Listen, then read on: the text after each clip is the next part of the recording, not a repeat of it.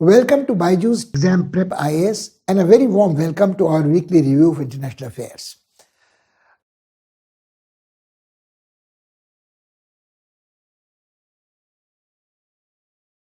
In international relations, it is very rare that a crisis between major powers continues to boil for such a long time. And this is exactly what has been happening between Russia, Putin's Russia, and United States of America, Biden's America, where the confrontation between two superpowers over the conflict in Ukraine has taken such a long time. It's been almost 5-6 years ever since the Russians grabbed Crimea and annexed it. There has been an apprehension that they would salami slice and reduce Ukrainian sovereignty to naught and maybe lead to its breakdown. But before we come to these issues, what is even more interesting is that it seems to be a replay of the worst, most explosive crisis of the Cold War period, the Cuban Missile Crisis, where the two superpowers were having an eyeball-to-eyeball confrontation, waiting for each other to blink. So this is something which has been causing great concern for the rest of the world, because it seemed that after America withdrew from Afghanistan, it was battle fatigued, it was reluctant to perhaps intervene in areas away from home. It seemed to be a country divided midway about domestic issues, and it was going to retreat into a period of isolationism in American foreign policy. But this has not been the case. When it came to Ukraine, I think this is where, as Putin says, a red line is there which can't be crossed by the Western allies, not by the NATO. But then Putin has been taking a belligerent posture, which makes it very difficult for even an America in retreat, America on decline, to let it go. Because if it does, it is going to sort of accept that it is not even a second-rate power as far as Russia is concerned. And Russia is trying to play for very high stakes, that if Putin's gamble, some say it is a gamble, fails in Ukraine, it's going to be a very heavy cost to pay elsewhere also. But before we come to that, let's see what's been happening. The talks are going on. At least some people say this is a good sign that the talks have not been stopped. The talks between the Foreign Secretary Blinken of the United States and the Foreign Minister of Russia are continuing. The meetings between NATO high-ranking generals and the Russian military officials have not been stopped. But the fact also is that there is no progress has been made and there is a stalemate. And why there is a stalemate is very simple, because the Russians have come out with something which can only be called an ultimatum, that the NATO should close its door not only to Ukraine but to all other countries which were once part of the Soviet Empire, and the NATO should not deploy its forces along Russia's immediate periphery, where they can pose a threat to Russia's security. But the interesting part is this: when the West accuses Putin of amassing more than 100,000 troops on the Ukrainian border, Putin comes out with a statement that how can anybody outside Russia decide where Russia deploys its forces, its troops within its territory? Theoretically, it's quite correct. But what is interesting is that Putin has redeployed these forces, calling them from almost the border, the Korean Peninsula, carried them, transported them across the huge Eurasian landmass and put them along the border of Ukraine. In principle, nobody can object where the troops would be deployed.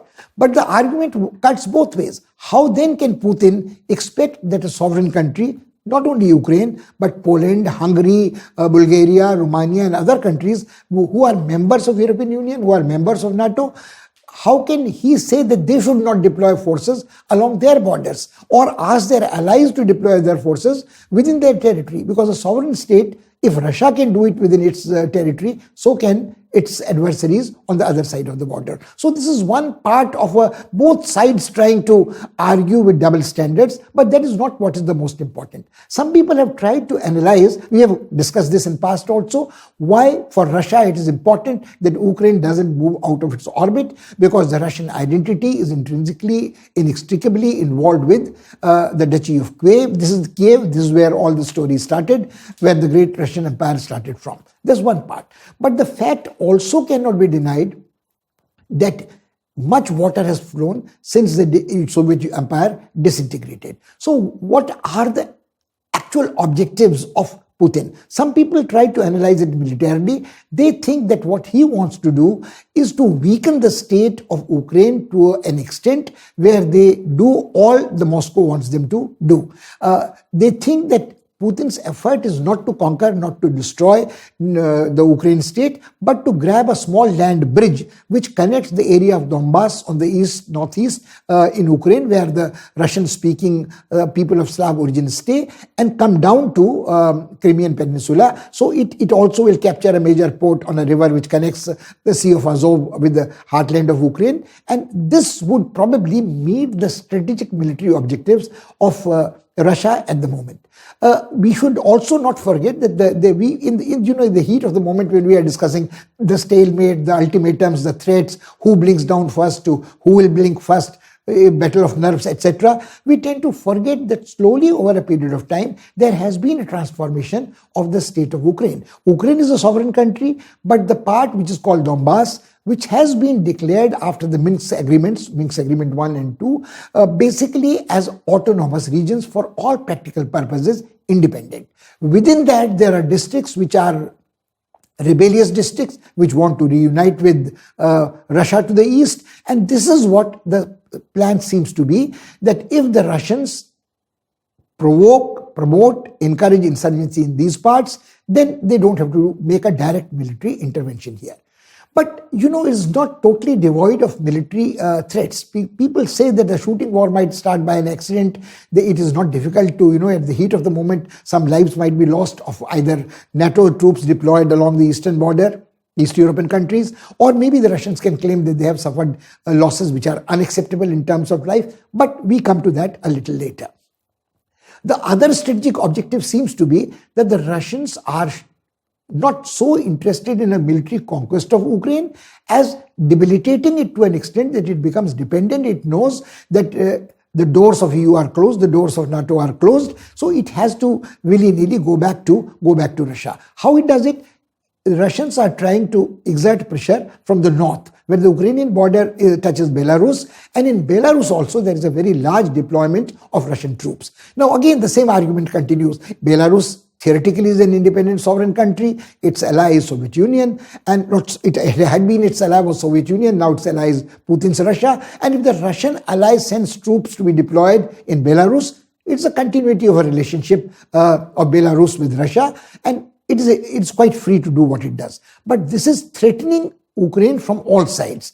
Ukraine would be threatened, pressure would be exerted from north, pressure would be exerted from east, and maybe a military conflict doesn't have to be fought. But the point is, there might be a limited intervention, not necessarily of the Russian troops, but so-called Russian fifth column, the insurgents promoted and encouraged by Russia, and this military objective might be given place. 2-3 other frightening things have happened.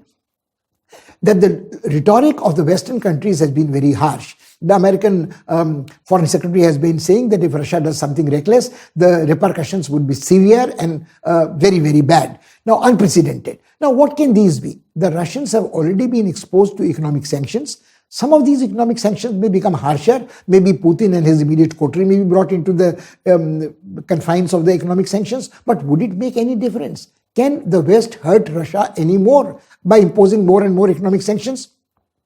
Or a military misadventure or a threat of military use of force will have to be met with another threat of force. This is where the conflicting signals come. Let's take the economic aspect first. It has been said that Russia would be excluded from the SWIFT, which is the International Foreign Funds Transfer Scheme. Can it be done legally? Can this be done unilaterally? Wouldn't it be dismantling the whole treaty-based financial banking system which has been put in place?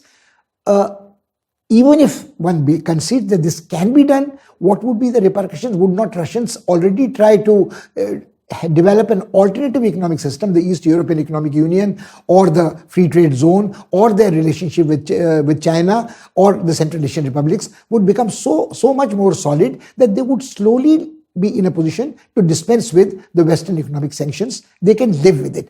Other countries might have a much harsher time. Iran might have a greater problem. Venezuela might have a greater problem. But neither China nor Russia, they have flouted the European economic sanctions and found loopholes to trade with each other, trade with Iran, and that's another thing.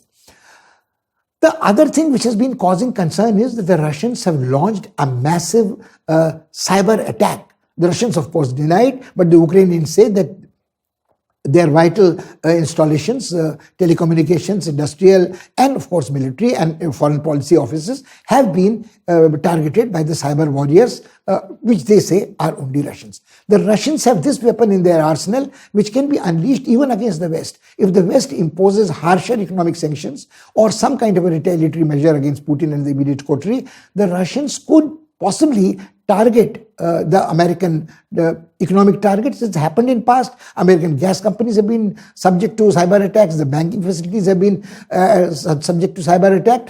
As a gesture of goodwill, the Russians have recently arrested some private cyber warriors, cyber terrorists, and said that they have followed this to following up on the American reports. But this is not only a goodwill gesture. This is letting the Americans know that they also are vulnerable to cyber attacks, which Ukraine is having at the moment.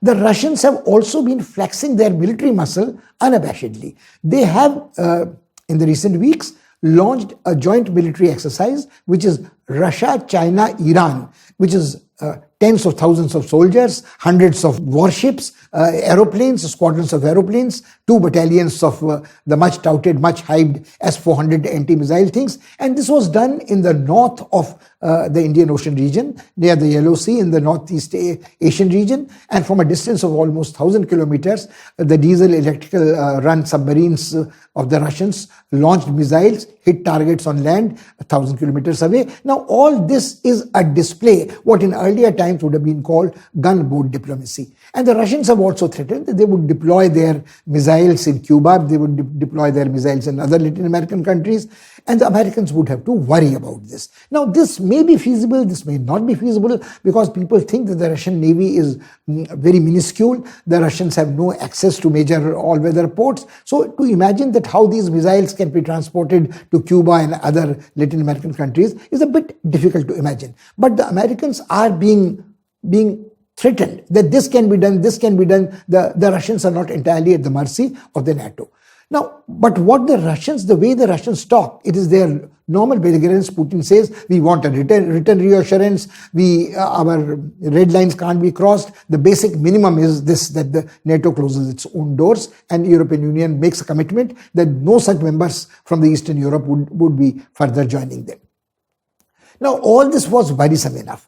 Unfortunately, some statements made by the President Biden have also added to the confusion. Biden said that, look, there is a possibility that the Russians might not invade Ukraine immediately. They might have a small military incursion, and our response to them would be along this calculus, scaled according to how threatening their invasion, what is the scale of their invasion. Now, this sent very bad signals, and the Ukrainian President Zelensky said that the American president seems to have written off Ukraine. He has given a carte blanche to the Russian president, and the Russian president says that if there is going to be a calibrated response, if there is not going to be a severe and unacceptable response, which the American foreign secretary of state was threatening, then there is no hope for Ukraine. Other allies have been a little more determined. The Americans have issued a clarification that the Biden was misunderstood. Biden will, of course, retaliate and is steadfast in his support of the Ukrainians. The Foreign Secretary Blinken has toured to Kiev. He is constantly in touch with his Russian counterparts. So the diplomatic dialogue is on. But as far as concrete assistance is given, Canadians have sent some troops to Ukraine. The British have sent some anti-tank missiles.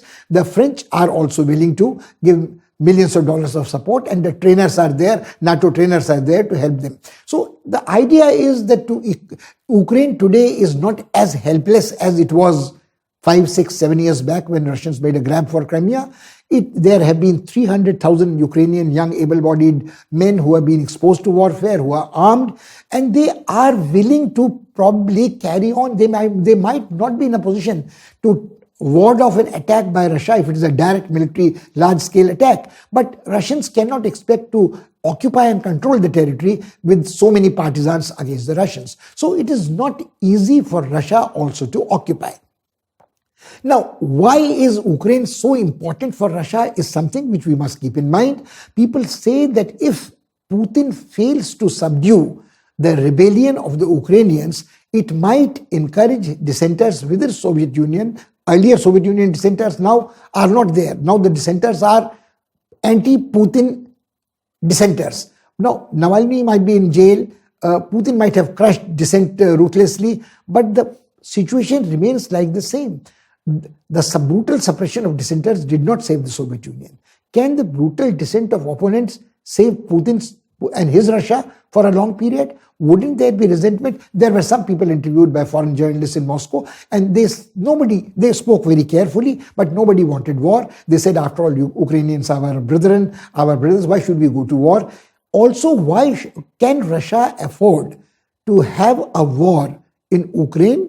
Full-scale military war may not be there, but even preparing for this war entails a cost. And this cost would be adding on to the economic woes of Russia. And some people think that Putin is trying to distract attention from the failure to control COVID effectively, get over the economic crisis and so on. But the point is, nationalism, ultranationalism is a great unifying force when there is an external enemy, and Putin might be doing this. So there are these various dimensions. There is an immediate military dimension. There is a diplomatic knocking of horns. There also is a domestic dimension which is involved.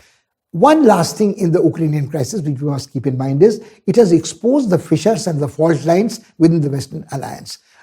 Macron in France and the German coalition, they definitely have more than once articulated that they want to have a policy vis-a-vis Russia which is autonomous, which means that they will stand steadfast with Ukraine, but at the same time not be driven by the American foreign policy all the time, and especially at a time when American foreign policy seems to be lacking focus, seems to be lacking consistency.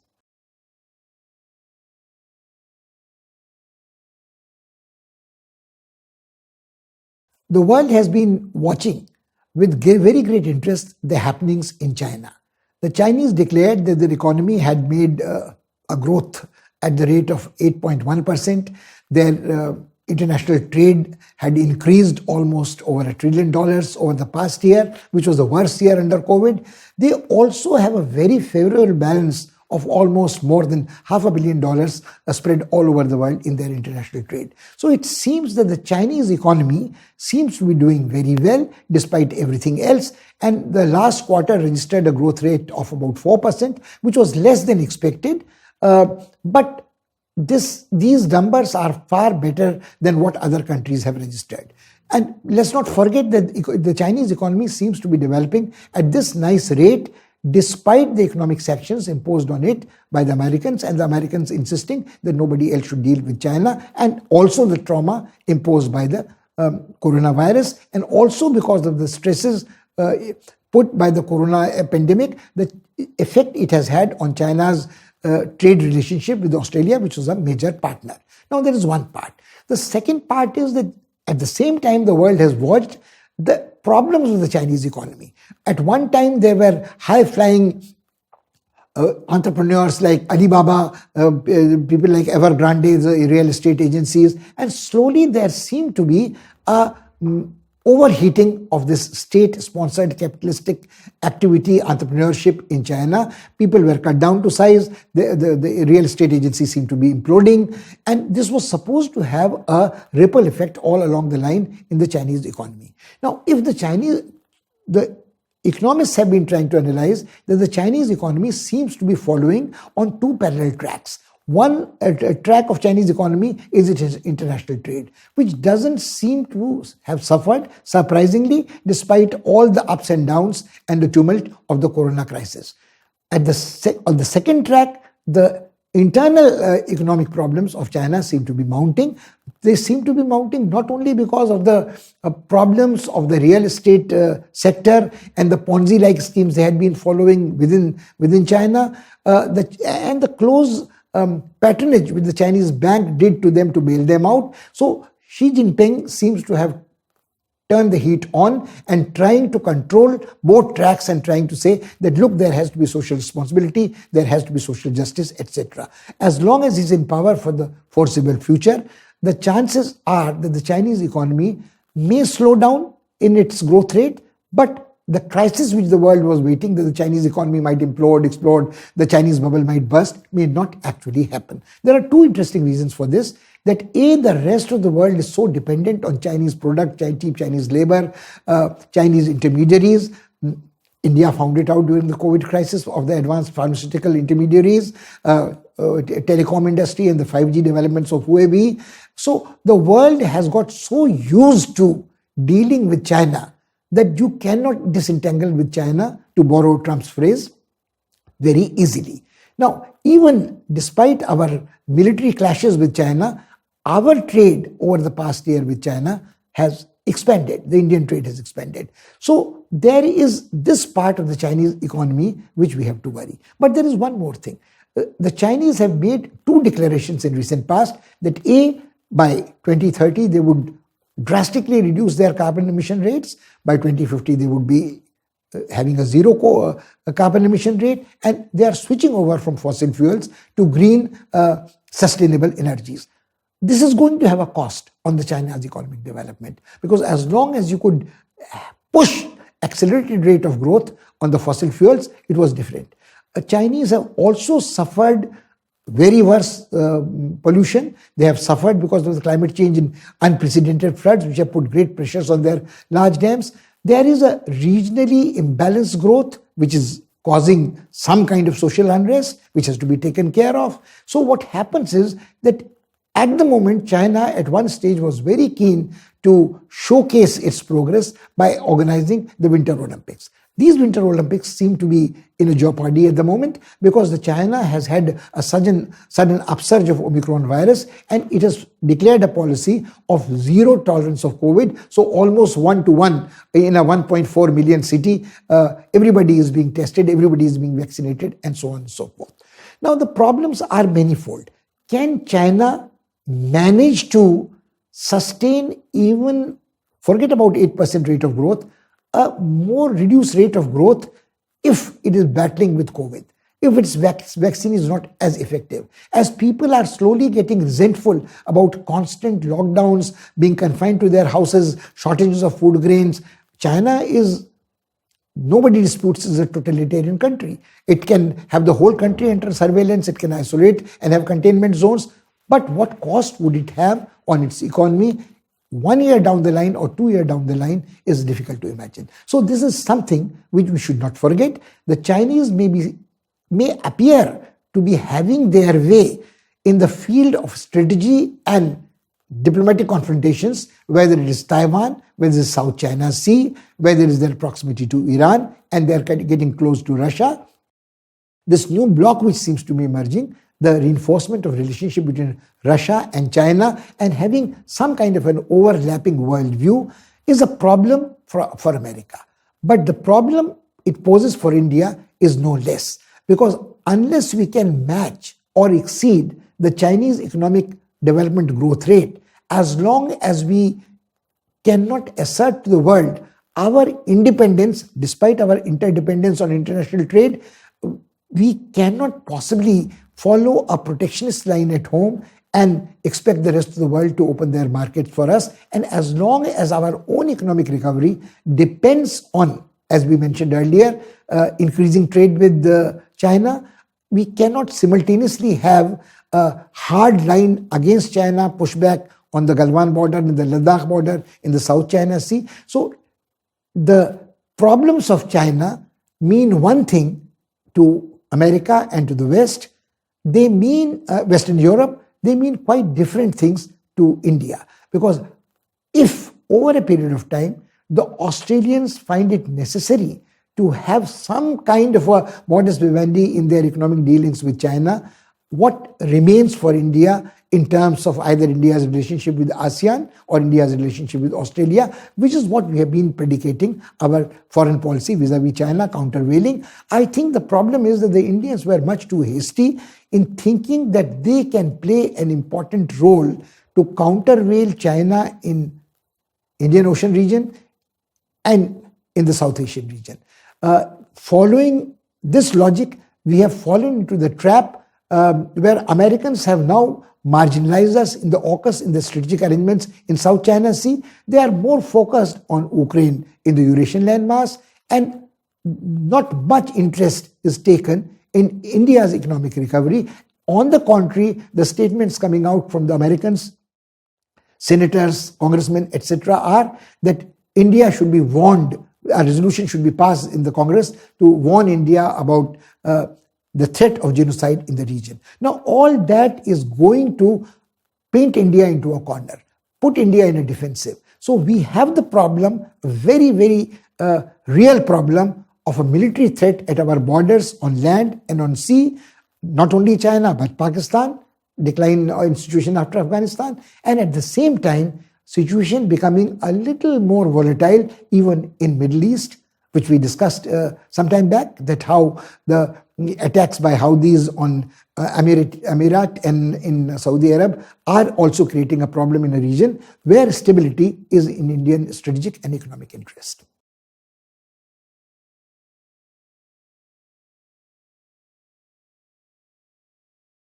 Another interesting development in the past week was Iranian President Raisi's visit to Russia. This was a visit of an Iranian president after 5 years to Russia, and some analysts are trying to explore whether this was a ceremonial, symbolic visit only to show solidarity of Russia and Iran with each other, or it is a more substantial and strategic visit also. Obviously, the Iranian president received a very warm welcome. He was accompanied by his defense minister and his energy ministers. And although in public, in the joint statements, nothing specific has come out, but it has been said that agreement has been reached on substantial issues, both in terms of energy, both in terms of defense cooperation, and a long-term perspective of cooperation between Iran and Russia for the next 20 years. The foundations of that have been made and a draft agreement has been reached. Now, of course, whenever a high-level visit of this kind takes place, there are these usual statements that these agreements have been reached, there is a close correspondence on a strategic perspective. But in this case, it seems that there is more to it than meets the eye. Superficially, it was much more than a photo op. Because, you see, Iran has been engaged in a very protracted, fraught negotiation with the West about its nuclear program.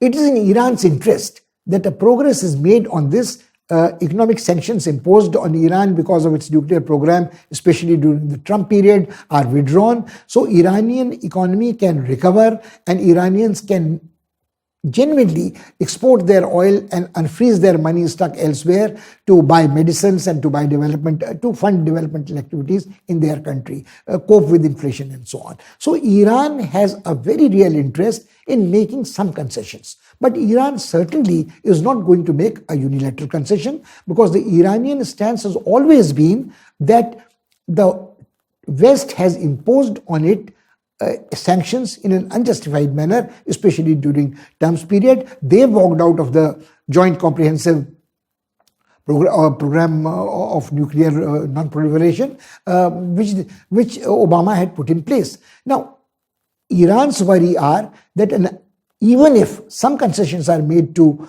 Iran at the present juncture, what happens 2 years down the line when another president might go back on the treaty commitments, etc. So, why we find it necessary to mention the Iranian dialogue with West on nuclear matters is because in that dialogue, the Russians and the West seem to be on the same side. The Russians did not also want the Iranians to have to become a nuclear weapon state. They wanted Iranian nuclear program to be entirely for peaceful purposes. But obviously, once they have themselves been put through the economic sanctions, they can understand that Iran under economic sanctions is not only a solidarity of like-minded people victimized by the West, it is also a very real political consideration that if Iran is hurt by American sanctions, its economy is hurt by economic sanctions, the Russians probably can use this to their advantage and provide a little space, breathing space to Iran in terms of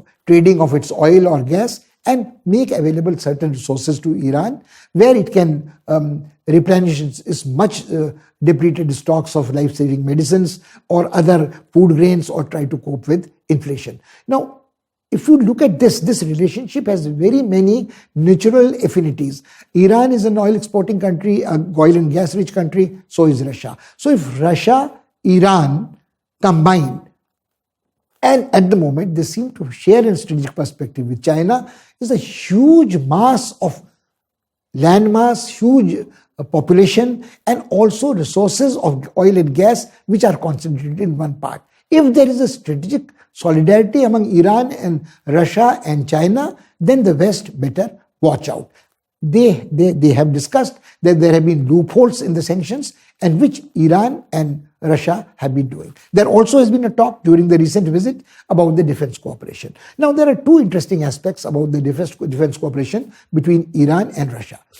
Even if theoretically, let's concede for argument's sake, Russia is prepared to sell high-tech defense systems like S-400 anti-missile systems to Iran or to equip it with equipment, is Iran in a position to pay for them? How is Iran going to pay for them? Even if there are long-term loans and aids given, the Iranian population might be slowly getting restive that the priorities of the government, Raisi government, are distorted. Why are they so worried about buying military equipment when they should be having food, grain and development, infrastructural development in Iran for the rest of the people? Inflation should be controlled.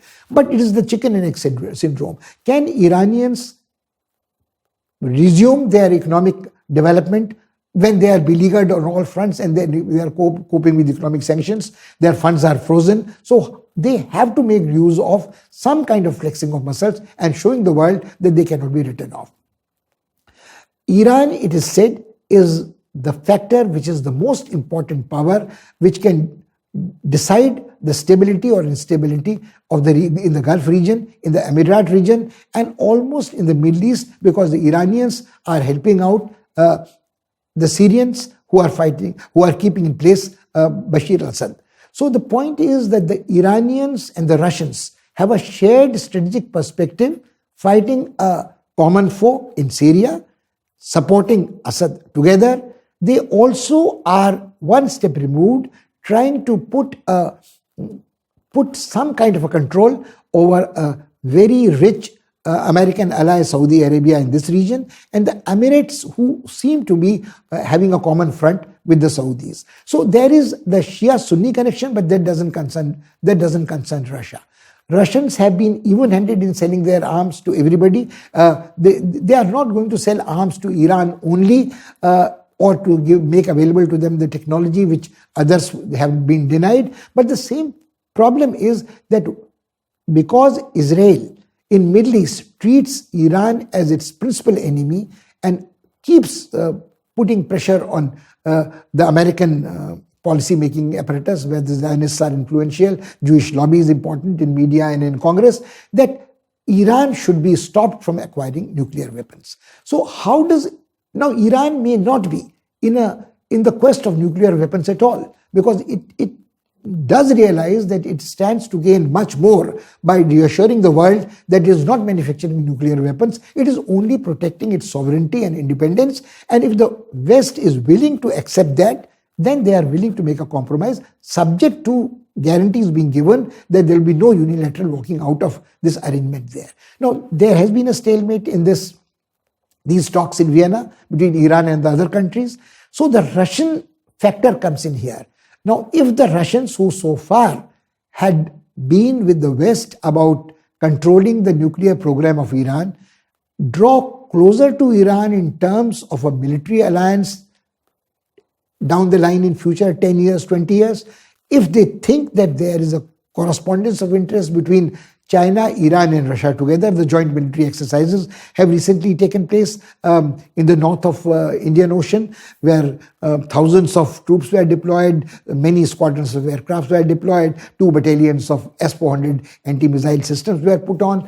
A strike from a diesel electrical generated submarine was made at a target 1,000 kilometers away on the Russian mainland in the Siberian wasteland. So all this is demonstration to the world that a new combination of powers is taking place, and this new combination is going to be, it is not going to be to countervail China and Indo-Pacific arrangement, AUKUS or Quads or whatever it is. The Americans seem to have receded, battle fatigued, and they are more focused on what is happening in Ukraine and in Europe. And what is how the scene is unraveling in Britain? There have been voices of difference, if not dissent, between their allies in France and Germany, who want a separate autonomous policy, both vis-a-vis Russia and China. So there are dissonances between American interests and American policy lines, which is not very focused in any case, very indecisive. And the Americans seem to be more bothered as 1 year of Biden's government is over, that he is still grappling with the problem of majority in the Senate, unraveling the filibuster, trying to unite the country, get over the race divide, get over the economic problems, get over the refugees coming up from South, get about the economy. All these are going to keep America busy at home, which is what seems to provide encouragement to Russians, to Iranians, and the Chinese at the same time. Now, to what extent the President Raisi's government is responsive to public opinion in Iran is one question. To what extent does the West see that putting greater and greater pressure on Iran is going to push it closer and closer to China, and Russia is in their interest or in the interest of the world? What concerns India the most is this, that India has had a time-tested special friendship with Russia from the Soviet times to even Putin's time, who signed the strategic relationship document very early in his first presidency. India has had a very interesting joint development of military hardware with the Russians. Indians had very close ties with Iran, and cultural ties, historic ties, and economic ties also, because Iran was a major supplier of oil to India, which was disrupted due to American reluctance to let India deal and trade with Iran entirely. Some exceptions were made, but the pressure was so great that the Indians opted out of a close relationship with Iran in utter disregard of this, that they were denying themselves a foothold in Chabahar building project, where they were replaced by the Chinese, and which was India's last chance to, via Iran, to have a passage to Central Asian republics and beyond. I think this new nexus which is developing, this new axis between Iran, Russia and China, India will have to watch with very great care.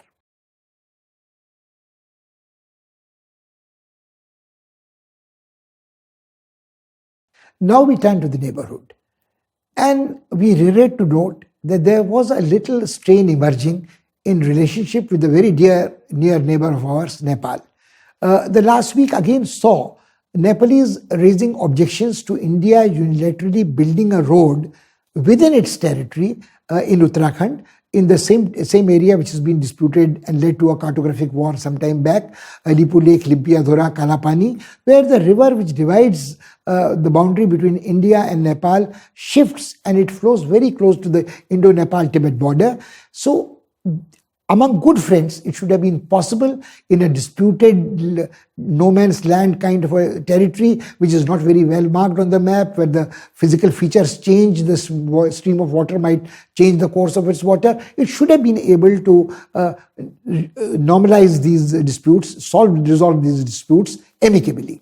Government of India has responded to these objections by saying that it is our well-stated position that we would like to settle all our disputes with a friendly neighbor like Nepal amicably, friendly, through debate and dialogue, diplomatic dialogue. The trouble is that here also the proximity of China is what, like in Doklam, creates a problem here. As long as the Nepalese follow a policy of equidistance between India and China, these issues all the time have the ground for suspicion that the Nepalese objections have been prompted by Chinese machinations. The past couple of years have been very bad in terms of this. India has tried to stay very, very clear of the internal political skirmishes, power struggles in Nepal. But at the same time, the government of India cannot remain indifferent to a hostile government in Nepal, allowing, or hostile elements, not government only, hostile elements in opposition or in the government, vitiating the atmosphere of friendly relationship between India and Nepal. The Chinese ambassador was interfering, but that's the business of the Nepalese to either object to it or accept it. to bring about a patch-up between Oli and Prachand and other factions. There has been a tussle between the Supreme Court and the former Prime Minister Oli. Ultimately, he had to be ousted out of power after adverse decisions from Supreme Court. But the problem is that Nepal is a nascent democracy, a nascent republic. It would have birth pangs. But how long will these birth pangs continue, and how long would India allow the excuse of the birth pangs to affect its national interest, especially strategic interest, is important. So let's get back to the disputed border in Lipulekh, Limpiadhura, Kalapani. Is not confined to that. There also have been issues of Nepalese border forces trying to raise boundary pillar posts and creating barbed wire fences in an area which had not been demarcated and leading to scuffles with Indian Border Security Force. The Indian forces have been instructed to act with great patience, resilience, not retreat but yield, not lead to a confrontation. There also has been a renaming of Madhesi districts in Nepal. All these are seeds of potential conflict. The Nepalese, again, unfortunately, are facing with a very grave problem of Omicron infections. They had lost about 11,000 lives in the second wave, but the hospitals are under pressure.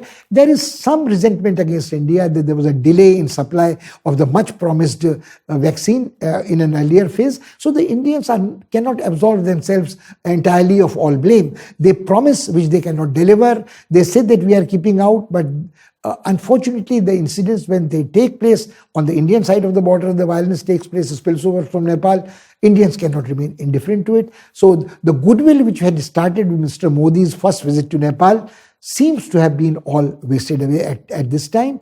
And we live with the problem of the Nepalese raising up the contentious issue of disputed border, either in Uttarakhand or in the Tarai belt in at any other time in future, to deflect attention from problems, economic problems at home. Let's also face facts. Nepal has been very hard hit by the destruction of the tourist industry globally due to COVID, because the largest foreign exchange resource earners for Nepal has been tourism. So we have to be patient, we have to be considerate, but at the same time sensitive to our own national interests.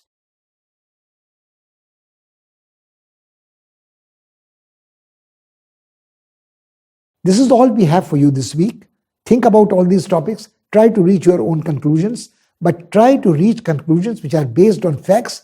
You can choose a particular analysis which you think is more logical, but keep your mind open to different analysis, different points of view. That's the best way to answer a question in international relations, especially in competitive examinations. Till we meet again next week, thank you and goodbye.